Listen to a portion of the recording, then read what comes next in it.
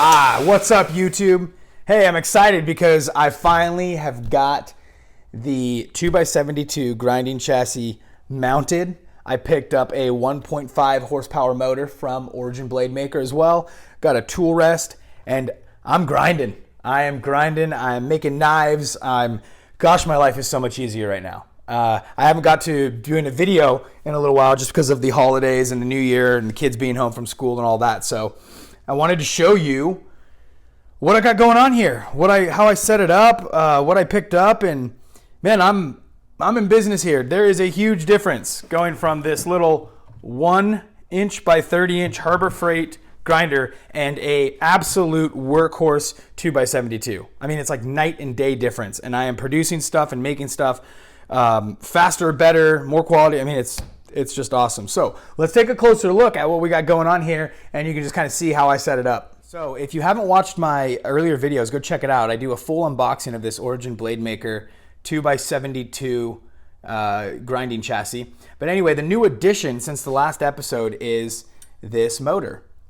And so I did pick this up at Origin Blade Maker. This is a 1.5 horsepower motor.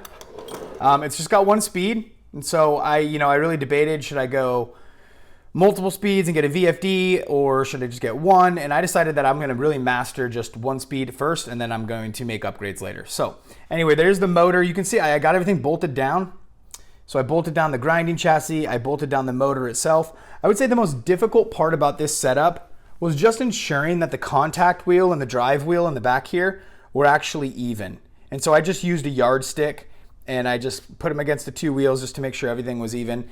And then I marked my holes and started bolting it down. Another thing I picked up was this start-stop switch for my grinder.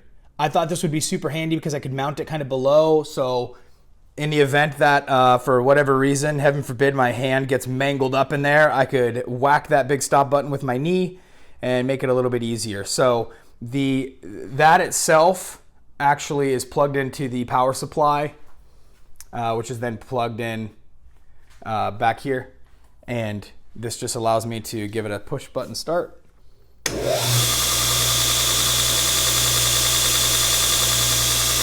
And a stop.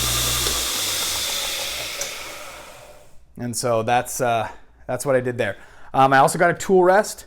They make all kinds of tool rests over at Origin Blade Maker. The tool rests are just as quality as the rest of the grinding chassis.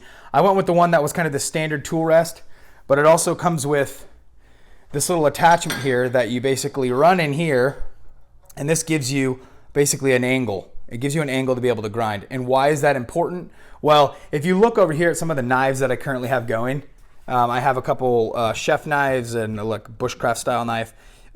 When you're doing these angles right here on the scales, before you glue it up, you want them to be matching. And so you can actually put this here, set your angle, pull it down tight, and then you can just kind of slide that in, do the other one, slide it in, and make sure that you have a perfect grind. So anyway, this is the setup right now. I am absolutely digging this thing. It just works so great. A couple other things I did, I put a bucket of water down here so I can catch most of the dust. And then what else did I do? Oh, this is new. So one of the things that I've been encountering in here is just the air quality. You start grinding steel, you start doing all of this stuff with wood and synthetic materials, and next thing you know, you just got dust in here everywhere. And the more I'm reading online, it's talking about how bad this is for your lungs. Now I do wear respiratory system, I wear the eye protection, ear protection, the whole deal, but I got little kids too, and this is still our family garage. So I thought it was really important that I was being overly cautious on the dust in the air. So I bought this air filtration system. I think this was like $150 on Amazon. It's made by Wen, which isn't the greatest brand, but it also works. And yeah, I just turned this on. It's got 3 different settings: low, medium, and high. And that circulates up to 400 square feet. It'll be able to circulate that every couple hours. There's some replaceable filters that you can buy online. And so I just hung this above my workspace here, And I've actually noticed a huge difference in just the quality of the air because of that. So that's really great. The other thing that I got, and it's hanging right here, and we'll look more at this later, but I got this DeWalt Portaband saw for removing steel from stock, from billets. So makes it a little bit easier than using the angle grinder. So these are kind of the updates, guys. I know this is just kind of a quick video, nothing too special. You're not going to see me really like working away here and doing a whole lot, but you know, we're actually going to, starting the next episode, we're actually going to start doing, we're going to start making a knife. So start to finish, and along the way, we're going to be looking at all of the different tools, all of the different machinery and things that I'm using in order to accomplish that. So really excited about that. We'll probably kick that off next week. So stay tuned for that, because I'm excited about that.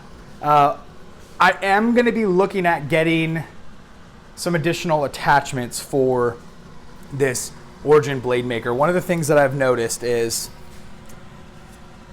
in the finger grooves on a knife down here, down below, if you don't have the small contact wheels on the front of this thing, so if you don't have, you know, the little small contact wheels on the front, it's really hard to get the details in there on the finger grooves. So that's something that I'm definitely going to be looking at picking up. The other thing that I'm going to be looking at picking up is some rubber contact wheels, and maybe a larger one or a secondary tooling arm so that I can swap them in and out, because I'm wanting to start experimenting with different grinds. Right now, this thing is doing great with my Scandi, my convex, my full flat grinds. But if I want to start doing some hollow grinds and things like that, I'm going to need to mix up some of the components for this, which is, again, one of the reasons why I picked Origin Blade Maker, because they have everything. I mean, their website's just full of all of these different attachments, and I can do it at my own time and my own pace. So, hey, I'm super excited. Appreciate you watching. Check us out for the next episode. We're going to start making a knife, and it's going to be sweet, and you are going to like it. And last thing, look, hey, if you haven't, go down, please hit the subscribe button. It'll give you a notification when I post a new video. It'll help me stay in touch with you. And you know, it means a lot to me. It means a lot to me that you're following with me on that journey. So click like, click subscribe. We will see you next time. Thanks for watching, guys.